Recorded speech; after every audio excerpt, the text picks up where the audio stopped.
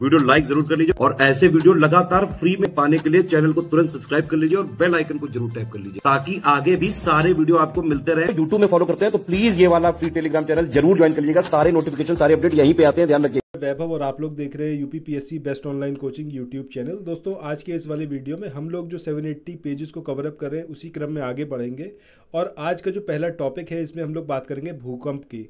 अब यहाँ से एक दो क्वेश्चन हैं जो एग्जामिनेशन में यूजुअली पूछे जाते हैं। एक तो ये होता है कि भूकंप का रीज़न क्या होता है, दूसरा क्वेश्चन ये आता है कि अगर इंडिया की बात करें तो अलग अलग स्टेट्स में कहाँ कहाँ पर कौन कौन से स्टेट किस किस जोन में आते हैं।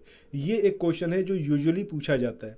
तो एक एक करके सारी चीज़ों को यहाँ पर कवर अप करेंगे। आगे बढ़ें इससे पहले बस इतना सा बोलूँगा कि पहली बार चैनल पर आए हो आप तो चैनल को सब्सक्राइब करना मत भूलना।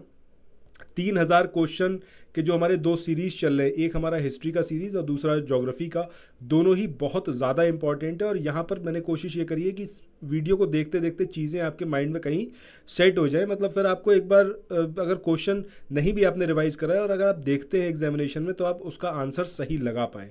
सो देखिएगा, आपको तब पता चलेगा कि कितना इंपॉर्टेंट है और क्यों मैं ऐसा बोल रहा हूँ कि इसको आप बिल्कुल मिस ना करें। बाकी ये जो 780 पेजेस है ये बहुत ज़्यादा इंपॉर्टेंट है अपकमिंग हर एक एग्ज़ाम के लिए। आरओ हो गया, पीसीएस हो गया, बीईओ हो गया, इसके अलावा यूपी SSSC का कोई exam, Bihar PCS, Uttarakhand PCS, किसी की भी आप तैयारी कर रहे हो, ये ऐसे टॉपिक्स हैं जो हर एग्ज़ाम में पूछे ही जाते हैं। सो आइए शुरू करते हैं। बात करते हैं भूकंप की।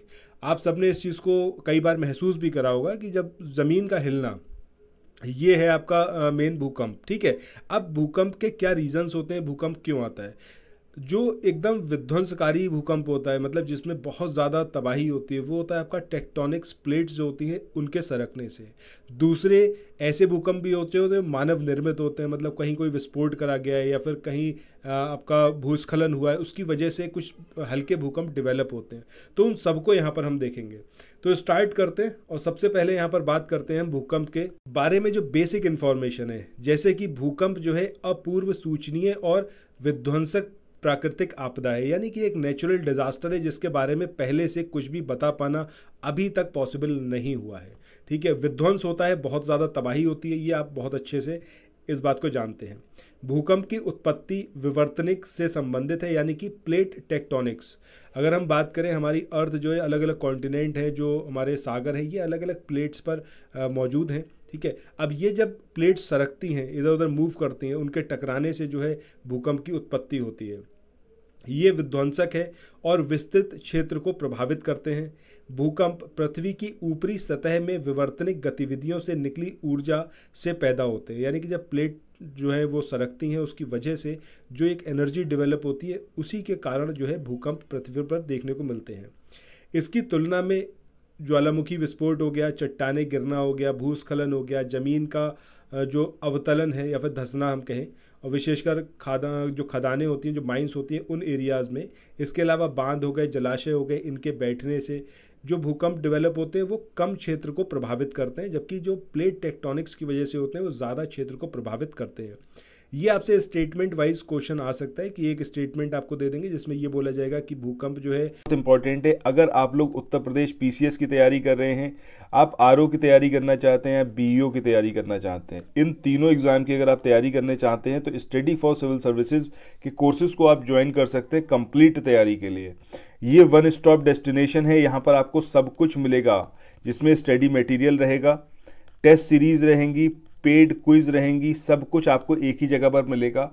और ये सब कुछ सफिशिएंट होगा आपके एग्जाम को क्रैक करने के लिए, एग्जाम को निकालने के लिए। लेटेस्ट ग्रुप स्टार्ट हो चुके हैं और उन ग्रुप में आपको एडमिशन लेने के लिए सिंपली जो ये नंबर मैं आपकी स्क्रीन पर लिख रहा हूँ, इन नंबर्स पर आप कॉल कर सकते हैं। 8564880530, इस नंबर पर आप संपर्क कर सकते हैं। इसके अलावा 9696066089, इस नंबर पर कांटेक्ट कर सकते हैं, या फिर आप 7523864455, इन तीनों में से किसी भी नंबर पर कॉल करके आप हमसे संपर्क कर सकते हैं और ये लेटेस्ट ग्रुप जो है इसमें आप एडमिशन ले सकते हैं। जो प्लेट टेक्टोनिक्स की वजह से आते हैं, विवर्तनिक की वजह से आते हैं, वो ज़्यादा एरिया को प्रभावित करते हैं। दूसरे स्टेटमेंट में आपको दे देंगे कि ये जो दूसरी तरीके से भूकंप आता है, अगर ज्वालामुखी विस्फोट हो गया या फिर भूस्खलन हो गया, इसकी वजह से विस्फोट जो भूकंप आते हैं, इनका जो एरिया होता है जिसमें ये इन्फ्लुएंस करते हैं, भूकंप आता है, वो कम होता है। इस तरीके से आपके स्टेटमेंट आ सकते हैं, पूछेंगे कि दोनों स्टेटमेंट ठीक है या फिर एक स्टेटमेंट ठीक है, इस तरीके से। चलो आगे बात करते हैं हिमालय। हिमालय पर्वत जो है ये नवीन वलित पर्वत है, यानी कि ये आपका जो है फोल्ड माउंटेन्स है। और कैसा फोल्ड माउंटेन है? नवीन फोल्ड माउंटेन है। इसका निर्माण जो है अभी भी पूरा नहीं हुआ है और इसी वजह से हिमालय क्षेत्र में अभी भू संतुलन की स्थिति उत्पन्न नहीं हुई है। भारतीय प्लेट निरंतर जो है वो उत्तर की ओर गतिशील है, जिसकी वजह से आप ये सुनते होंगे कि हिमालय की हाइट जो है बढ़ रही है, यानी कि भारतीय प्लेट जो है अभी भी उत्तर की तरफ सरक रही है और वो नीचे से प्रेशर डेवलप करती है, जिसकी वजह से हिमालय की ऊंचाई जो है अभी भी बढ़ रही है और इस क्षेत्र में प्रायः भूकंप आते रहते हैं। उत्तरी मैदान में अपेक्षाकृत कम शक्ति के भूकंप कम संख्या में आते हैं। दक्षिणी पठार की बात करें तो अपेक्षाकृत अधिक स्थिर भूभाग है वो, फिर भी यहाँ पर जो भूकंप है वो न्यूनतम भूकंपों ने प्रायद्वीपीय भारत की स्थिरता पर प्रश्न चिन्ह लगा दिया है, मतलब वहाँ पर भी भूकंप आते ही हैं। भारतीय मौसम विज्ञान विभाग, इंडियन मीट्रोलॉजिकल डिपार्टमेंट IMD तथा अन्य एजेंसियों द्वारा प्रदत्त आंकड़ों के आधार पर भारतीय मानक ब्यूरो ने भारत का भूकंप प्रतिरोधी डिज़ाइन कोड यानी कि earthquake resistant design code of India IS 1893 part 1 2002 इसको तैयार किया है, जो कि भारत के भूकंपीय क्षेत्रीकरण संबंधित यानी कि सेस्मिक जोनिंग मैप का नवीनतम संस्करण है। इसमें भारत के भूक्षेत्र को भूकंप प्रवणता की दृष्टि से 4 क्षेत्रों में डिवाइड किया गया है। तो ये जो जोन 1, 2, 3 और 4 है, इनको हमें बेसिकली देखना है। भूकंप आने से पहले वायुमंडल में रेडान जो गैस है, रेडॉन गैस, उसकी मात्रा बढ़ जाती है। ये काफ़ी इंपॉर्टेंट फैक्ट है, इसको ज़रूर आप याद रखिएगा कि कौन सी गैस की मात्रा बढ़ जाती है भूकंप के आने से पहले, तो वो है आपका रेडॉन गैस। आगे बढ़ते हैं। अब यहाँ पर हम बात करते हैं कि जो अलग अलग सेस्मिक जोन है उनकी तीव्रता क्या है। ठीक है, तो सबसे पहले है आपका ये अल्प तीव्रता क्षेत्र यानी कि जो जोन 2 आता है, जो कि आपका लो डैमेज का है। इसके बाद नेक्स्ट बात करें हम मध्यम तीव्रता क्षेत्र, जो आपका जोन 3 में आता है। ये डैमेज टू बिल्डिंग्स यानी कि बिल्डिंग्स को इससे डैमेज होता है।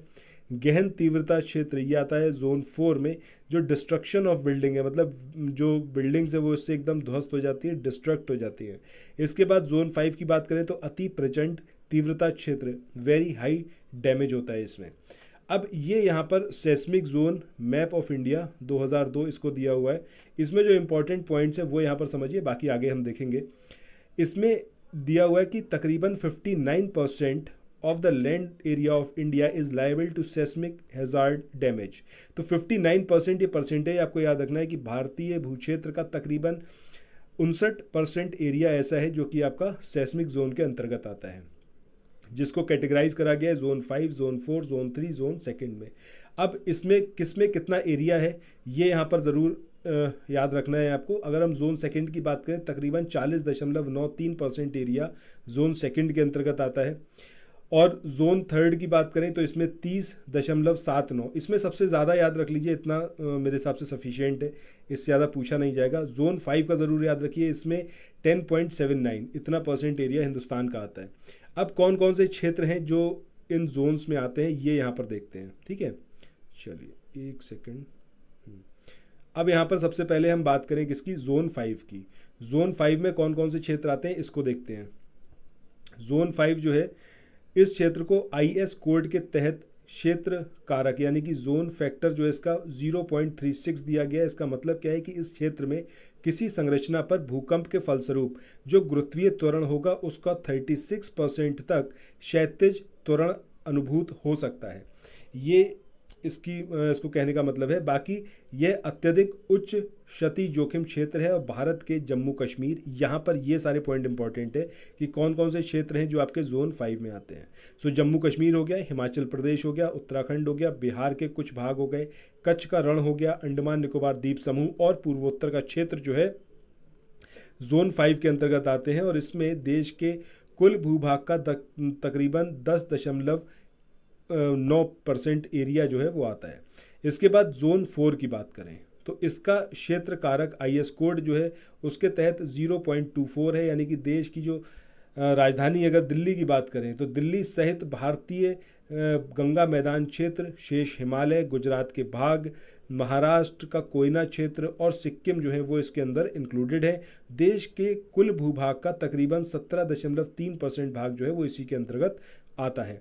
इसके बाद जोन थर्ड की बात करें तो इसका क्षेत्र कारक 0.18 है। लक्षद्वीप, पश्चिमी घाट और प्रायद्वीपीय भारत का भ्रंशित क्षेत्र और उत्तर प्रदेश की जो राजधानी है लखनऊ, उसके सहित जो है गंगा मैदानों का दक्षिणी भाग इसी क्षेत्र में आता है। तो आपसे पूछा जा सकता है कि लखनऊ जो है वो कौन से जोन में आता है, तो आपको याद रखना है थर्ड जोन में आता है। और ये जो क्षेत्र है भारत के तकरीबन 30.4% एरिया को कवर अप करता है। इसके बाद नेक्स्ट बात करते हैं जोन सेकंड की। अब जोन सेकंड जो है इसमें आपको यहाँ पर ये याद रखना है कि इसमें भारत का तकरीबन 41.4% एरिया जो है लैंड एरिया वो इसके अंतर्गत आता है। प्रायद्वीपीय पठार इसी के अंतर्गत आता है और ये जो है सबसे कम भूकंप प्रभावित मेखला में शामिल है, मतलब यहाँ पर भूकंप जो है वो सबसे कम रहता है। इसके बाद आगे बात करते हैं भूकंप की तीव्रता का जो रिएक्टर स्केल है। इधर आपको दे रखा है परिमाण यानी कि मैग्नीट्यूड, ये उसका कैटेगरी दे रखा है वर्ग, और इधर दे रखा है प्रभाव।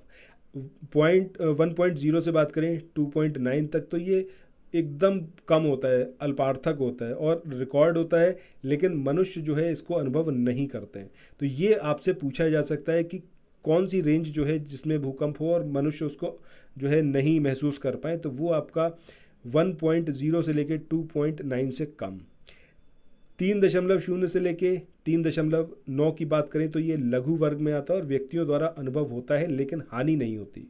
इसके बाद 4 से 4.9 की बात करें तो हल्का भूकंप आता है, हल्की क्षति के साथ जो है प्रत्येक व्यक्ति के द्वारा इसको अनुभव किया जाता है।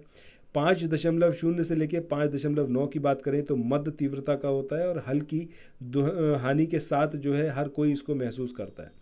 इसके बाद 6.0 से लेके 6.9 ये तीव्र होता है, जनसंख्या वाले क्षेत्र में मध्यम क्षति होती है।